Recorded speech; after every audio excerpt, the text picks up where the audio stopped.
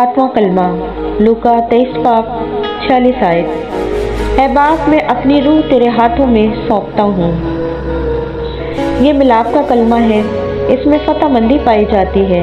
जब बेटे ने जो काम बाप ने इसके सुपुर्द किया था उसे बड़ी वफादारी के साथ पूरा किया, और एक वफादार बेटे की तरह वो जुदाई की दीवार जो इंसान और खुदा के दरमियान थी अपनी कुर्बानी देकर दूर कर दी।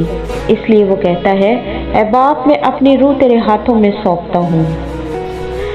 सो खुदावंद के प्यारे और अजीज लोगों, खुदा ने अपनी मोहब्बत का इजहार सिर्फ मुंह से बातों से ही नहीं किया, बल्कि इसने अपनी जान देकर ये साबित कर दिया कि वो इंसानों से कितना प्यार करता है। किसी के प्यार की हद होती है, लेकिन इसने तो इंसान के प्यार में अपनी जान तक दे दी। ये प्यार नहीं तो क्या है? ये इंसान से मोहब्बत नहीं तो क्या है? इसने किसी जानवर की कुर्बानी नहीं दी, बल्कि अपने इकलौते बेटे को हमारे लिए कुर्बान कर दिया। ऐसी मोहब्बत की मिसाल कहीं और नहीं मिलेगी। इसने हमारे गुनाहों का कफारा दिया और हमें हमेशा की ज़िंदगी बख्शी।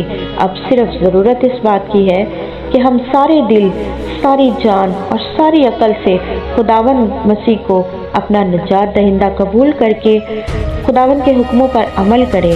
खुदावंद हमेशा आपको अपने काम और जलाल के लिए इस्तेमाल करे और आप हमेशा खुदा यीशु मसीह में खुश रहें। आमीन।